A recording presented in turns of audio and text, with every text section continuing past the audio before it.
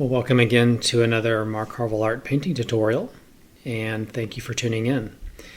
What I've got going on here is I'm starting with a 24 by 36 canvas that I've just painted black with gesso, and now I'm just adding a little bit of white that I'm scumbling on here, and then just grab my airbrush, and I've mixed together kind of a little bit of a bluish white, and just making some little patterns here, and now I'm just spray painting on some basic little tree branches and tree limbs. I just want these to be very soft and very blurry, and this is most easily achieved by using the airbrush. So bring in a little bit of grays and some greens and little blues, and just making a little bit of patterns of leaves and just some gaps between the branches so that you can sort of see some of the sky coming through. And that's really all I wanted to do here for my background, just have a nice blurry background. And now just taking my black gesso, I can start to block in here the large tree trunk and branch that our panther is going to be. Actually, not a panther, it's a jaguar that our jaguar is sitting on. And wanted to get all this kind of worked in first. It's going to be a pretty dark painting, so I'm going to really try to keep a lot of the paints kind of desaturated and just really dark.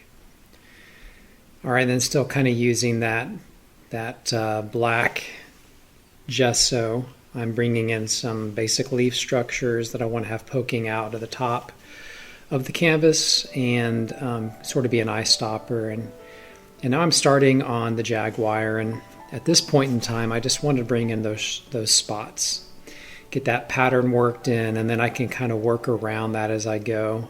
Of course, we are going to be painting over these spots, and so we'll just have to reintroduce those in later.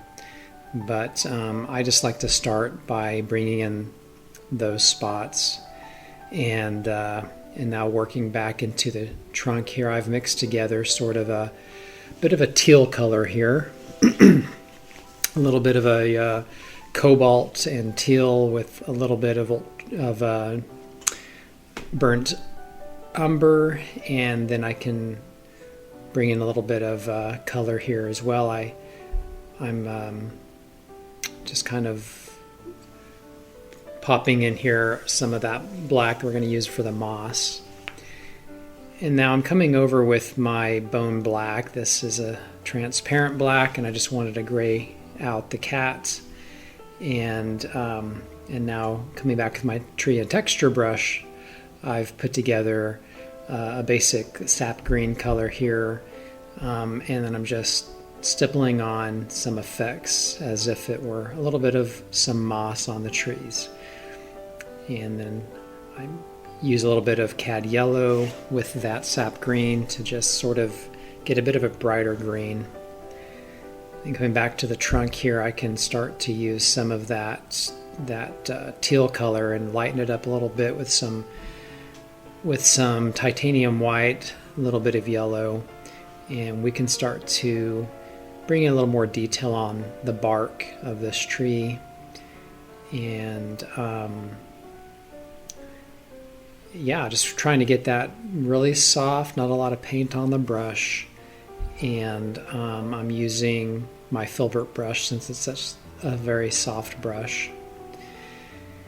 Okay, so I've mixed together sort of a cobalt blue with a little bit of that turquoise, and going to start working on bringing a little bit of fur texture onto the cat, and using that same color can start working on the eyes now. It's always important to get these eyes right. They're sort of the soul of the cat, so you get a lot of expression and meaning in those eyes, so I'll take some time to work on those eyes here.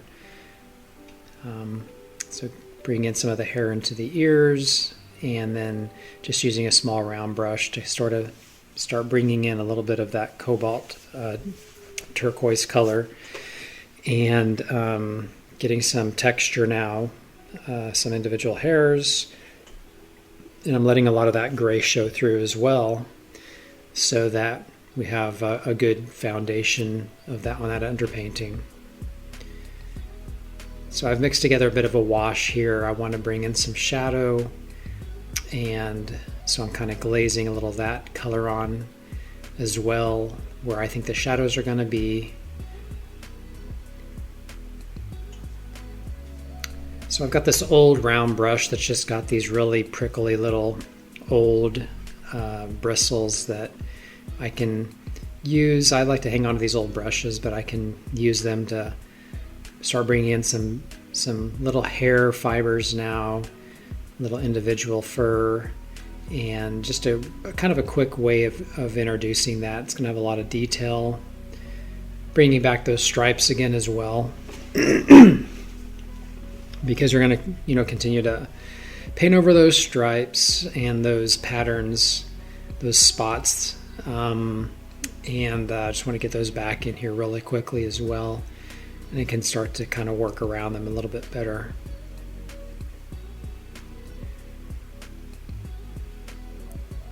So just using just a midnight black on that, and using some more of that kind of bone black, since I wanted to bring in some more of those hair fibers.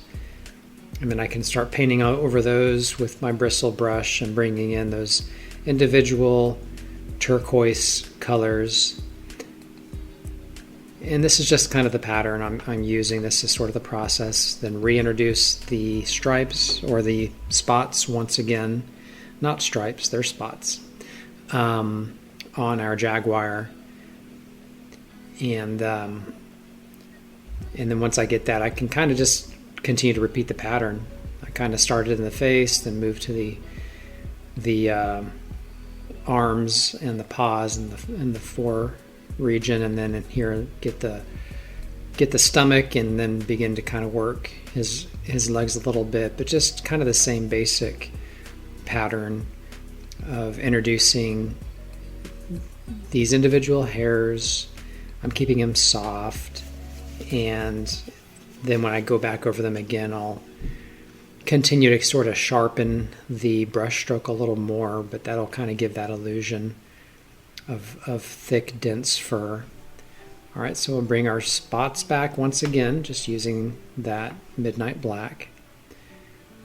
I'll go through later and add some little fur into those spots as well, just a real basic sort of a blue-gray. I don't want to have those just pure black. I want to give them a little bit of dimension by adding a little bit of hair into the black regions as well. Give it a little bit more realism. Okay, so we'll bring in this last leg and the tail as well, following that same basic pattern that I've already kind of demonstrated earlier on.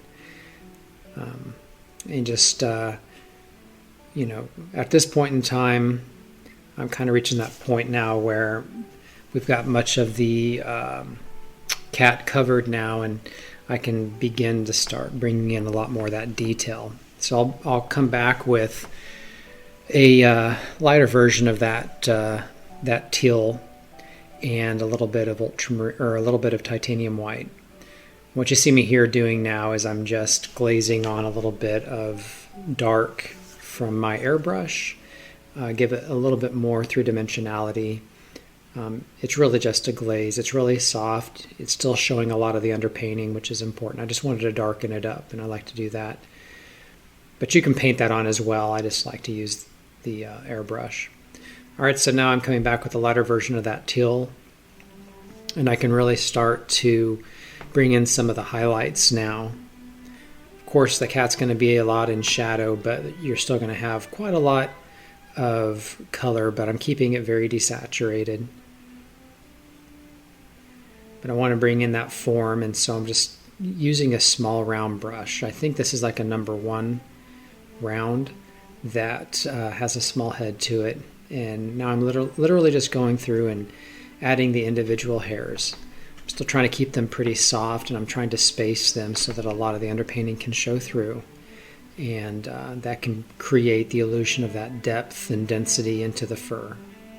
Okay, now I'm glazing on a little bit more dark because I don't want to lose all that shadow. And then it's really just a matter of going back and forth. I'm kind of introducing the darks, and then I'll go over with some more light fur strokes, and then I'll go back and bring in some more dark fur strokes. It's just sort of a push and a pull back and forth as I do this. And if you've seen some of my previous paintings of wild cats, tigers, and lions and so forth, I kind of use the same basic pattern when working on fur. So I'll just keep kind of building layer upon layer here, bring in some more dark once again. And as I bring in these glazes, it of course retains the underpainting, but it definitely softens things and it desaturates them, and I can then work more color on top of that and continue that layering process. And I'll just kind of do the same thing into the body now. Have some very soft underpainting brush strokes to simulate that real soft, thick, dense fur that's really kind of tucked underneath, and then come back with my smaller brush and bring in those individual hair fibers. And I'll just do that over each region of our cat, starting in the shoulder and then moving into the back and then coming into the leg and then to the paw. And it'll just be the same repeated approach each time. And then I'll bring in lighter versions of that teal, and I'll just keep my brush strokes a little more spaced.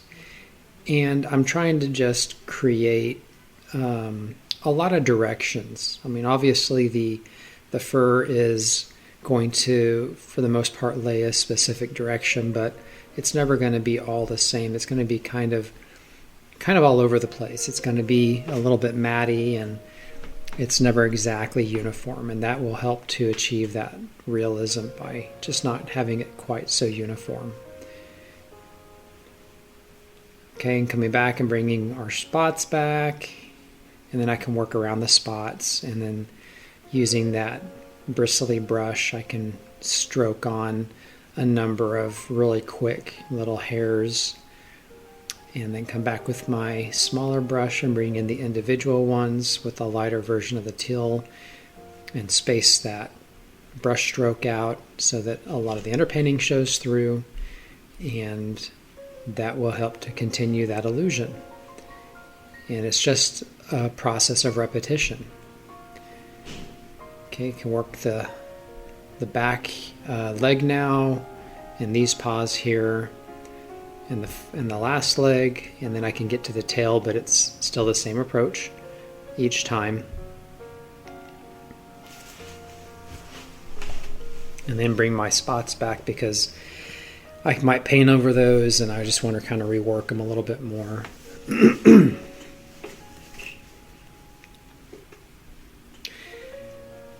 Get these last little brighter hairs coming in now. And then I can start working the tail, bring in a little bit more shadowing, and get this final part here on the tail. And that's really kind of the basic approach I like to take with cats. All right, so now I'm coming back and adding those bluish gray hairs now into those black spots, and that'll give it a, it'll make it less flat. Okay, bring in more airbrushing with more shadow, make more dimension here on our cat, kind of bring him to life a little bit more now. Just kind of wherever I think I need to add that glaze. Now I'm bringing in a blue glaze. I wanted to have some more blue into the cat, so I'm just using an ultramarine blue and kind of keeping that more into the shadow region. Kind of keep it a little bit cooler. Can get our whiskers now, and that really kind of brings our little cat to life. So kind of work that out a little more, and I wanted to have kind of a yellow green here that I can really highlight. I'm working in out of my studio. My son's home now from college. It's the holidays, and we have a house full of people, so I had to move into the dining room and set up. So I don't have quite as good of lighting here, but we're just kind of trying to make it work since we have a house full. And my son, we usually like to put him in my office where I like to both work and paint. So that's what we had to do. All right, so I'm coming to the end of the painting here, just bringing in some more vines. I hope this has been helpful for you. I appreciate you tuning in, and I'll look forward to introducing a new painting here real soon. I'm not quite sure what I'm going to do yet, but I've kind of been on this kick on painting wild cats, so I might continue some more animals. So anyway, thank you so much for tuning in, and we'll talk again real soon. Bye.